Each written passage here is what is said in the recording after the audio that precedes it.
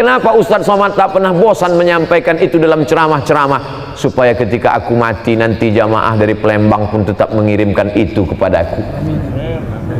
Kalau dikirim nyampe empek Pak Ustadz, sampai. Sedekah sedangkan air putih sampai, apalagi makanan, maka tentulah dia sampai. Maka tasbih, tahmid, tahlil sampai.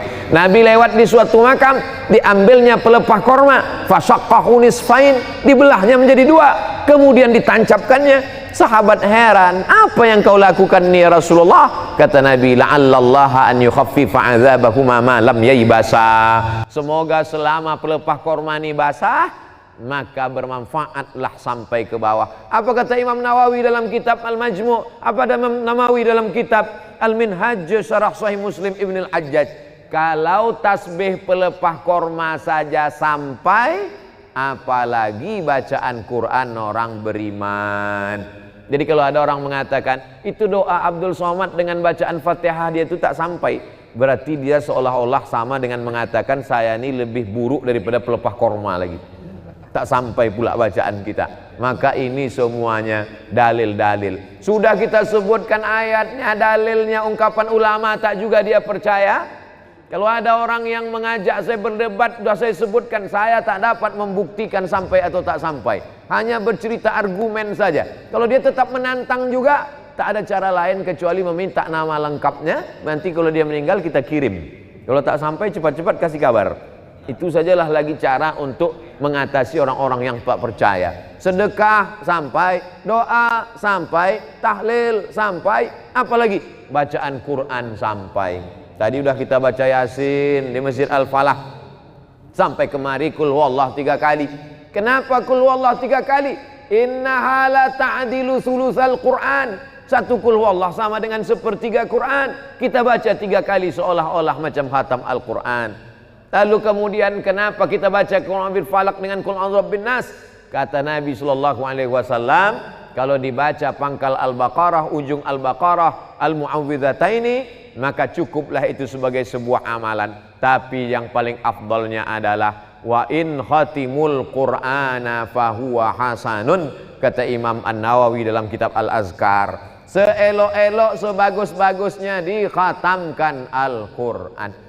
Habis sholat subuh 2 lembar, habis zuhur 2 lembar, habis maghrib 2 lembar, habis isya 2 lembar, habis tahajud malam 2 lembar, 1 hari 10 lembar, 1 juz 30 malam, maka dapatlah kita menghadiahkan pahala-pahala bacaan Al-Quran. Sedekah sampai, doa sampai, tahlil sampai, bacaan Quran sampai, apalagi yang sampai kepada mereka? Ibadah kurban, Nabi memotong kurban, Allahumma hadza an Muhammad wa ali Muhammad sallallahu alaihi wasallam. Padahal waktu itu Khadijah sudah meninggal. Itu membuktikan bahwa pahala kurban pun sampai. Ini tak lama lagi nanti Zulqa'dah, sesudah itu Zulhijjah, maka berkurban untuk almarhumah, untuk mengobati hati sampai. Yang ketujuh, apalagi yang sampai kepada mereka? Labbaik Allahumma subrumah. Kata Nabi, kau menghajikan siapa? Subrumah. Subrumah itu siapa? Akhi, saudaraku. Kau sudah haji apa belum? Belum. Hajikan dulu dirimu, kata Nabi. Itu membuktikan bahwa haji pun sampai. Kalau dia sudah haji, boleh haji sunat. Kalau dia umrah, maka dilaksanakan. Ini semua adalah amalan-amalan baik. Maka banyak orang tak Islam itu takut masuk Islam. Kata dia, orang Islam, kamu kenapa tak mau masuk Islam? Orang Islam tak sayang pada leluhur. Begitu meninggal langsung dikubur. Dia mau seminggu dulu main gaplek baru dikubur. Padahal orang Islam amat sangat sayang pada leluhur, karena kita tetap mendoakan mereka bertahun-tahun. Bahkan yang sampai itu lebih banyak lagi. Lebih banyak lagi. Segala amal baik yang kita lakukan itu sampai kepada almarhum ayah, almarhumah emak. Man dalla ala khairin falahu mithlu ajri fa'ilihi. Siapa yang menunjukkan perbuatan baik, maka dia dapat pahala seperti orang yang melakukannya. Bedanya kalau anak kandung dengan orang lain, anak kandung melakukan baca Quran, otomatis sampai. Anak kandung berkurban, otomatis sampai. Tapi kalau orang lain macam kami yang tak ada hubungan nasab, hubungan darah, maka tadi dibimbing, Allahumma awsil sawaba ma qara'nahu wa ma sabbahnahu wa ma kabbarnahu wa ma halalnahu wa ma qara'nahu min ba'di suratil Baqarah wa surati Yasin wa suratil Ikhlas wal Fatihah wal Mu'awwidhataini, dibacakan oleh para habaib kita. maka sampaikanlah kepada almarhum almarhumah, begitulah hubungan kita tak pernah putus, karena sesungguhnya kita tak pernah mati.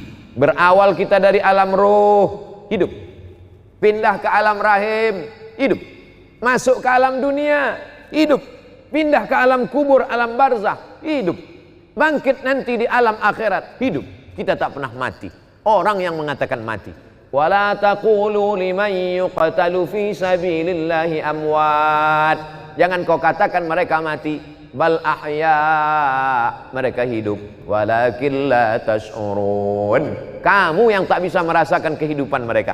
Makanya para habaib, para wali Allah, bisa mereka dengan koneksi yang sama, dengan level yang sama, bisa mereka melihat itu. Orang-orang yang mati bisa berhubungan dengan mereka. Kenapa? Karena sesungguhnya kita hanya berbeda alam saja, tapi Allah Subhanahu wa ta'ala menutupkan dengan hijab dosa-dosa kita. Walaupun demikian kita tetap berkirim bacaan Quran, pahala, jangan pernah lupa. Seperti sebetulnya Ustadz Somad mengingatkan lewat ceramah, lewat tausiah. Beda dengan Tuan Haji Kemas Abdul Halim, beliau menyampaikannya lewat action, lewat perbuatan. Tiap tahun beliau adakan haul, beliau sedang mengajarkan kepada masyarakat Palembang, Sumatera Selatan, Indonesia, karena video ini ditonton di mana orang berada. Tausiah saya 2 tahun yang lalu masih ada di YouTube, bahwa beginilah cara berbakti kepada orang tua yang sudah meninggal dunia. Hari ini banyak kita melihat orang menyepelekan, masih hidup pun orang tuanya diletakkannya di panti jompo. Begitu juga dengan anak yang tak berbakti kepada orang tua, melakukan perbuatan yang dilakukannya itu adalah akan menjadikan hidupnya bergelimang air mata, tak pernah menempuh kebahagiaan.